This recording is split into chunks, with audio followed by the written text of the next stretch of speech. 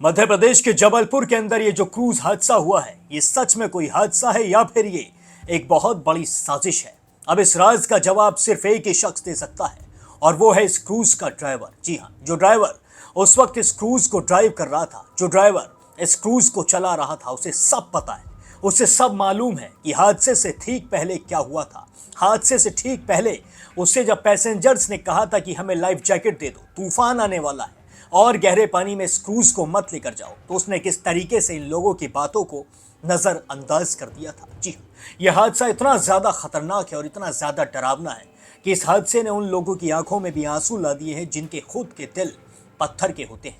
मैं बात कर रहा हूं रेस्क्यू टीम की। रेस्क्यू टीम को आदत होती है ऐसे हादसों की, उनका काम ही होता है हादसों में जाकर लोगों को रेस्क्यू करना। लेकिन यहाँ की कुछ ऐसे मंजर उन्होंने देखे कि उनके भी आंखों में आंसू आ गए। जी हाँ, एक औरत अपने बच्चे को सीने से लिपटा के तब तक रही जब तक उसकी जान नहीं चली गई। जी हाँ, एक लाइफ जैकेट के अंदर उसने अपने बेटे को अपने सीने से लगा रखा था और इस तस्वीर को देखकर साफ पता चलता है, इस मंजर को देखकर साफ पता चल रहा था कि औरत अंत तक अपने बच्चे को बचाने के लिए लड़ती रही। उसे अंत तक विश्वास था कि उसके बेटे को अपनी सीने से लगा कर रखेगी और कैसे भी करके उसे बचा लेगी। लेकिन वो खुद की भी अपनी जिंदगी की जंग हार गई और उसका बच्चा भी इस जिंदगी की जंग हार गया। इस तस्वीर को जिसने भी देखा उसका दिल पूरी तरीके से फटने को आ गया। आज इस वीडियो में मैं आपको यही बताने वाला हूं कि यह हादसा कैसे हुआ और इस हादसे के पीछे सच में कोई साजिश हो सकती है और उस ड्राइवर ने आखिर उन लोगों की बात आखिरी मौके पर क्यों नहीं मानी थी। बहुत जोर जोर से हवा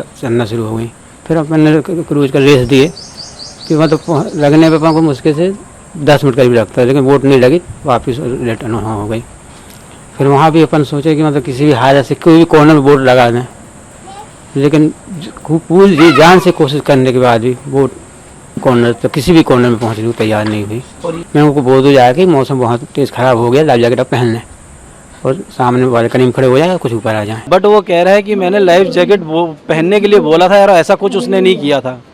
मुझे तो समझ में नहीं आ रहा था वो कैप्टन ट्रेंड है या नहीं। मैं प्रशासन से आपके चैनल के माध्यम से गुजारिश करता हूँ कि वहाँ पे जो भी पायलट आप जो भी कैप्टन बैठाते हैं क्रूज़ पे, क्रूज़ छोटा नहीं था कोई, वो जो ऐसे किसी अनाड़ी को बैठा देना, उससे अच्छा अगर किसी और बंदे को बैठा देते ना अनाड़ी को, तो वो भी चला लेता। वो उसको इस बंदे को इतनी समझ नहीं थी। वो सफाई दे रहा है कि मैंने जैकेट के लिए पूछा था। ऐसा कोई मेंबर होगा किसी से एक हाथ से पूछ लिया तो ठीक है, वहाँ कंपलसरी होना चाहिए कि आप जैकेट पहनो तभी ऊपर चढ़ो। ये वहाँ के प्रशासन को करना चाहिए। रही उस कैप्टन की बात जो कह रहा है कि मैंने कोशिश करी बचा के ले जाने को, उस अनट्रेंड आदमी को यह तक नहीं पता था कि ऐसे समय पे शिप को कैसे चलाना है, किधर लेके जाना है। वो जहाँ से वेव्स उठ रही हैं, वेव्स बढ़ रही हैं, उसी को काटता हुआ वो आगे बढ़ता चला जा रहा। वहाँ पे जो काम कर रहे लेबर, हम झूठ नहीं बोलेंगे, उन्हें मेरी बेटी के बयान को झूठा ठहराया कि वो लड़की गलत बोल रही है, ऐसा कुछ नहीं है। वहाँ खड़े लेबर भी क्या गलत बोलेंगे, वो सब उसको इशारा कर रहे थे कि प्लीज़ कॉर्नर में आ जाओ आप।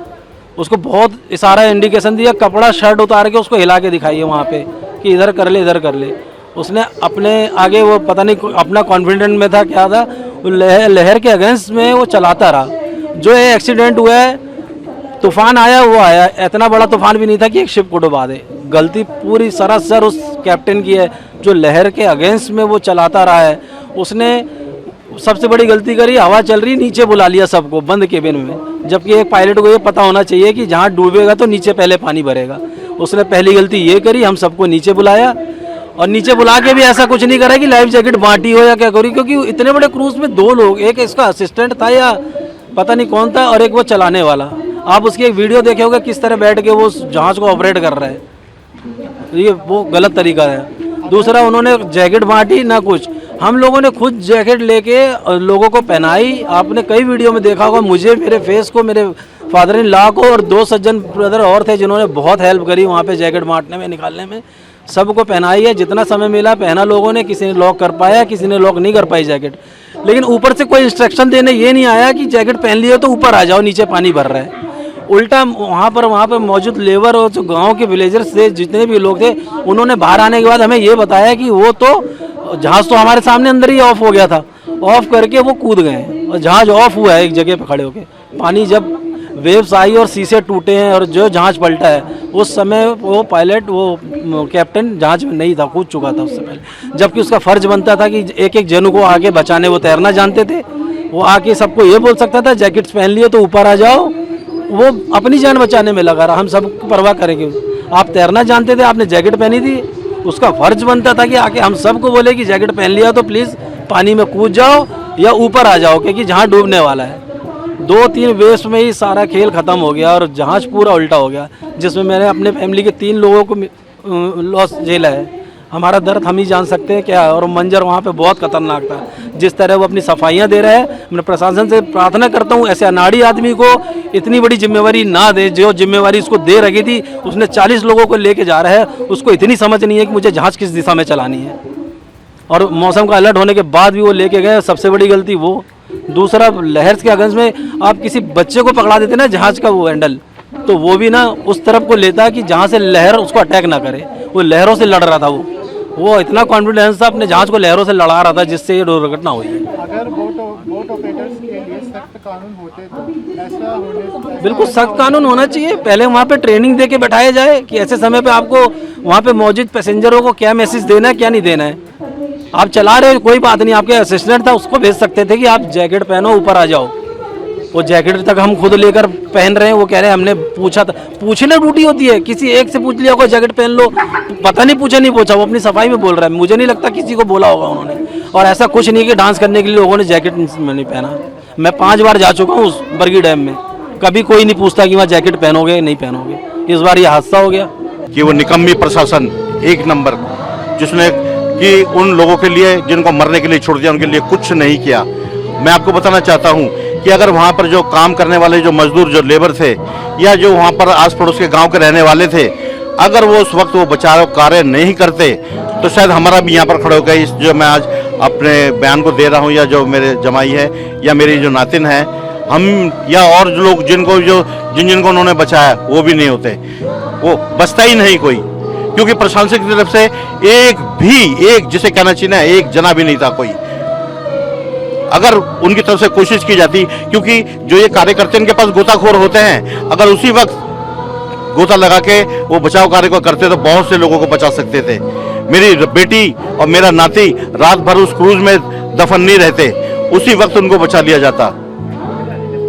तो मैं यही कहूँगा कि प्रशासन बिल्कुल निकम्मी है वहाँ की। दूसरा, मैं जहाँ तक वो कैप्टन की बात है जो जहाज चला रहा था, और जो मेरी नातिन के ऊपर उल्टा आरोप लगा रहा है कि वो झूठ बोल रही थी, मेरे मुंह से मैं इस टाइम मैं कुछ ना तो गाली बकना चाहता हूँ ना कुछ है, लेकिन मैं कहूँगा उस निकम्मे इंसान को कि वो अपनी गलती को छुपाने के लिए हम लोगों पे, जो कि परमेश्वर की दया से हम बच गए, वो हम पे लाछन लगा रहा है इस तरीके के। हम झूठ बोल रहे हैं या हम कुछ नहीं कह रहे हैं। अगर मेरे दामाद और हम आपने देखा होगा फोटो में, अगर बचाव कार्य में हम मदद नहीं करते, जैकेटें नहीं बांटते, तो बहुत से लोगों को जैकेट नहीं मिलती। अगर आप भी चाहते हैं कि इन सभी को इंसाफ मिलना चाहिए, इन सभी के परिवार को इंसाफ मिलना चाहिए, तो फिर कमेंट सेक्शन में जस्टिस फॉर जबलपुर पीपल जरूर लिखें। और बाकी सारे अपडेट्स के लिए अभी सब्सक्राइब कर लें द न्यूज़ फीवर।